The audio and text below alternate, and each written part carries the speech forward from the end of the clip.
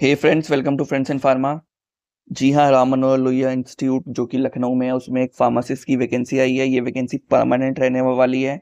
आपको सेम पे स्केल मिलेगा जो आपको सेंट्रल गवर्नमेंट में मिलता है, यानी कि लेवल 5 का पे स्केल, वही 29,200 बेसिक, यानी कि around 60,000 yours will be your salary. देखते हैं क्या डिटेल्स हैं इसमें और क्या क्या रहने वाला है इस वैकेंसी में। तो ये इस वैकेंसी का इंफॉर्मेशन ब्रोशर है। सीबीटी एग्जाम होगा, कंप्यूटर बेस्ड टेस्ट होगा। इसके जो फॉर्म्स हैं यहाँ पे लिखा हुआ है नवंबर के फर्स्ट या सेकेंड वीक में शुरू होंगे, यानी कि नेक्स्ट मंथ में फर्स्ट वीक या फिर मैक्सिमम सेकेंड वीक तक आपको फॉर्म देखने को मिल जाएगा। अप्लाई करने का टाइम होगा 1 महीने तक। जब भी फॉर्म होंगे वो ओपन होंगे, सपोज फॉर्म ओपन होते हैं 7 नवंबर को, तो 7 नवंबर से नेक्स्ट 6 दिसंबर तक आपको टाइम मिलेगा फॉर्म भरने का, यानी कि पूरे 1 महीने की डेट होगी। ठीक है, आपको टेंशन लेने की जरूरत नहीं है। ये जो नोटिफिकेशन है इसका रिक्रूटमेंट नंबर ये है, डेट ये है, आप देख सकते हैं। मेन बात क्या है? मेन बात है फार्मासिस्ट ग्रेड 2 की वैकेंसी है, लेवल 5 की जॉब है। 7 यूआर, 4 ओबीसी, 3 एससी, एसटी की कोई वैकेंसी नहीं है, लेकिन ऑब्वियसली वो यूआर के लिए अप्लाई कर सकते हैं अगर वो एज रिलैक्सेशन क्लेम ना करें तो। और ईडब्ल्यूएस की एक वैकेंसी है। टोटल 15 वैकेंसीज हैं, जो कि हाँ वैकेंसीज कम है, बट फिर भी एक इंस्टीट्यूट के हिसाब से अच्छी वैकेंसी है। मैंने बताया आपको पे स्केल क्या रहने वाला है। ये आपको 29,000 देख के घबराना नहीं है। 29,000 बेसिक होता है। आपकी सैलरी अराउंड 60,000 ही आती है। कट पिटा के आपके हाथ में 54-55 के आसपास पैसा आता है। ठीक है। सबसे बुरी खबर जो है वो ये है कि बी फार्म एलिजिबल नहीं है, लेकिन इसमें एक ट्विस्ट है। मैं आपको बताता हूँ अभी वीडियो के लास्ट में कि क्या रहने वाला है। सबसे पहले देख लेते हैं लिखा क्या है। बी फार्म के लिए भी एक ट्रिक है जिससे आप अप्लाई कर सकते हैं। देखिए, डिप्लोमा एलिजिबल है, रजिस्टर्ड फार्मासिस्ट होना चाहिए। ये जो डिजायरेबल क्वालिफिकेशन होती है ना, ये इसका कोई मीनिंग नहीं होता। सच बता रहा हूं, इसका कोई मीनिंग नहीं है अगर आपके पास एसेंशियल क्वालिफिकेशन नहीं है तो। फॉर एग्जाम्पल, मैं आपको एग्जाम्पल देता हूँ। मेडिकल सोशल वर्कर है, इसकी एसेंशियल क्वालिफिकेशन क्या है? मास्टर्स हो और एक्सपीरियंस हो वेलफेयर में। सपोज आपके पास एसेंशियल नहीं है, मास्टर डिग्री नहीं है, और आप बोल दो कि नहीं, I have specialisation experience, I have training in medical social service, तो सर मुझे भी दे दो ना, क्योंकि मेरे पास तो डिजायरेबल क्वालिफिकेशन है, मैंने ट्रेनिंग करी है मेडिकल सोशल सर्विस में कहीं पे जाके। तो वो लोग क्या बोलेंगे? नहीं भाई, पहले मास्टर डिग्री लेके आना, असेंशियल मैंने वही मांगी है।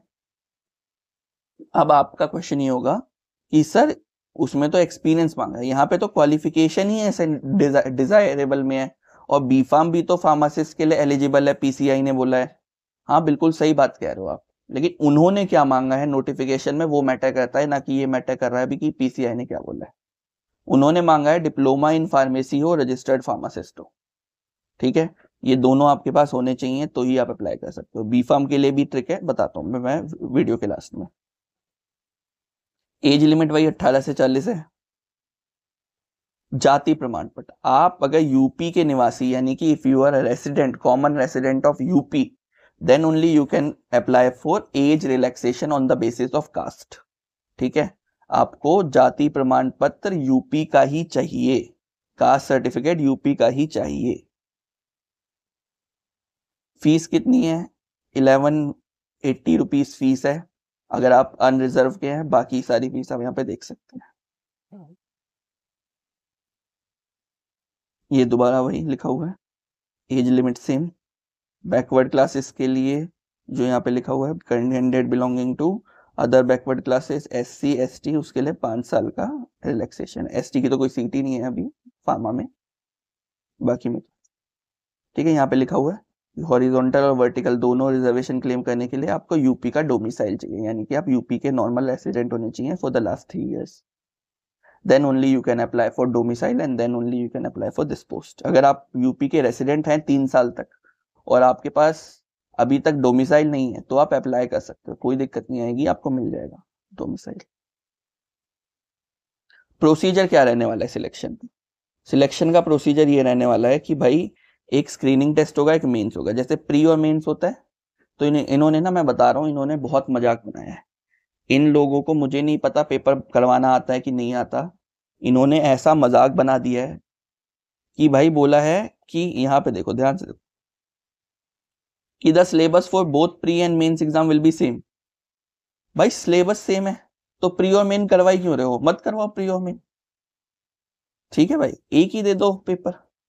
मजाक बना दिया है पूरा। 2 घंटे का पेपर होगा, 100 नंबर का वो होगा, 100 सवाल आएंगे, 60 सवाल फार्मा के आएंगे, 10 सवाल इंग्लिश, 10 सवाल जीके, जीके मतलब दोनों स्टैटिक और करंट दोनों, और 10 सवाल मैथ्स के आएंगे। नेगेटिव मार्किंग भी होगी 1/4 की, यानी कि अगर आपने एक सवाल सही किया तो आपको 1 नंबर मिलेंगे, एक सवाल गलत किया -0.25 मार्क्स होंगे। मिनिमम 50% लेके आने हैं ईडब्ल्यूएस और यूआर को, और बाकी कैटेगरीज को 40% लेके आने हैं। इसमें इंटरव्यू भी होगा। लो भैया, लेवल 5 की नौकरी है, प्री करवा लो, मेंस करवा लो, इंटरव्यू भी करवा लो, सब करवा लो। आईएएस वाली भर्ती चल रही है भाई, ऐसा हाल बना रखा है इन्होंने, ठीक है। सीबीटी होगा, मतलब सॉरी, सीबीटी के बेसिस पे, मतलब जो मेंस का पेपर होगा उसके बेसिस पे कट ऑफ आएगी।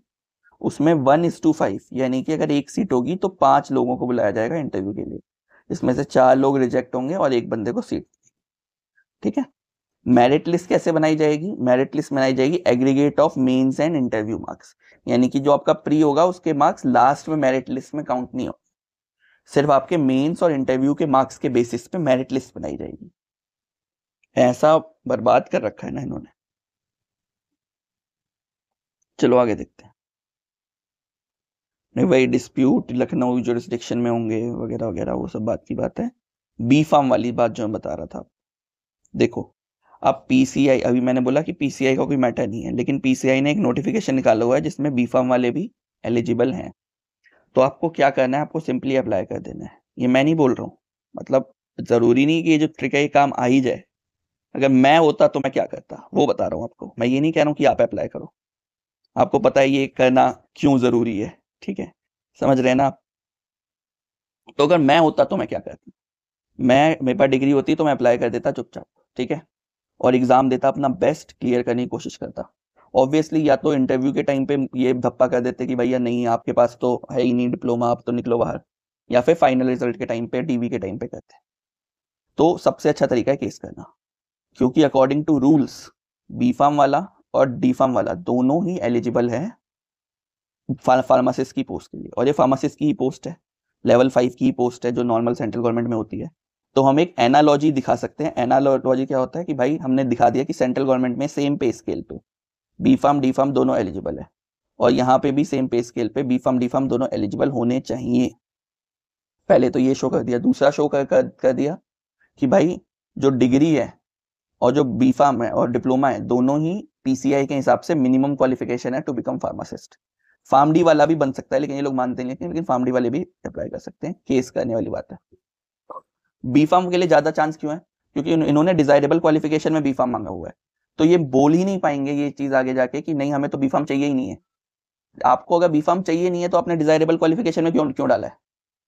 सीधी सी बात है, यानी कि इनको बी फार्म चाहिए। तो यहाँ पे एक बहुत स्ट्रॉन्ग केस बन सकता है आपका, ये बोल के कि जी आपकी तो खुद की डिजायरेबल क्वालिफिकेशन ही बी फार्म है, तो अगर मेरे पास बी फार्म है तो ये तो अच्छी बात है ना। और B pharm is the minimum qualification to become pharmacist, जैसे कि training in medical social service is not the minimum qualification to become a medical social worker, minimum qualification is master degree only. लेकिन यहां पर ऐसा नहीं है, यहां पर क्या है, बी फार्म भी एक मिनिमम क्वालिफिकेशन है, इनकी डिजायरेबल क्वालिफिकेशन भी है, और पीसीआई के हिसाब से भी मिनिमम क्वालिफिकेशन है। तो आपका बहुत अच्छा केस बन सकता है। मैं बहुत ज्यादा श्योर हूं कि आपको जरूर जीत मिलेगी वाले केस में। तो अगर मैं होता यहाँ पे, अगेन मैं वही बता रहा हूं, अगर मैं होता यहाँ पे तो मैं चुपचाप अप्लाई कर देता। बाकी आपकी समझदारी है, आपको कैसे अप्लाई करना है कैसे अप्लाई नहीं करना है। हाँ, नोटिफिकेशन के हिसाब से अगर आपके पास डी फार्म नहीं है तो आप अप्लाई नहीं कर सकते। कोई भी कुछ भी बोलता हो, कोई भी टीचर कुछ भी बोले कि भाई नहीं अप्लाई कर सकते हो, आपका दोस्त कुछ भी बोले नहीं देखो डिजायरेबल में भी तो मांगा हुआ है, अप्लाई मतलब अप्लाई कर सकते हो, तो भाई उसकी सुनने की कोई जरूरत नहीं है। उसको बोलो कि कभी आपने मेडिकल गवर्नमेंट जॉब का डीवी दिया है जाके, नहीं दिया तो बिल्कुल चुप रहे, क्योंकि गवर्नमेंट जॉब के डीवी में यही होता है, वो सिर्फ एसेंशियल क्वालिफिकेशन लेके बगल में बैठे होते हैं। अगर आपके पास ये है तो रिजेक्ट, सॉरी है तो सिलेक्ट, नहीं है तो रिजेक्ट, खत्म।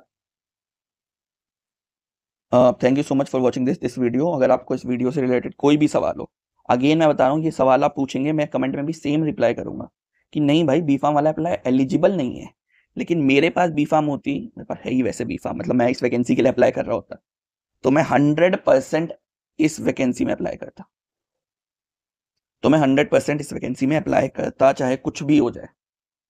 चलिए, thank you so much for watching the video. अगर आपको कोई भी क्वेश्चन हो इस वीडियो से रिलेटेड, इस वैकेंसी से रिलेटेड, तो कमेंट करना, मैं ज़रूर रिप्लाई करने की कोशिश करूंगा। Please share they this video, जिसके भी ये काम आ सकती है।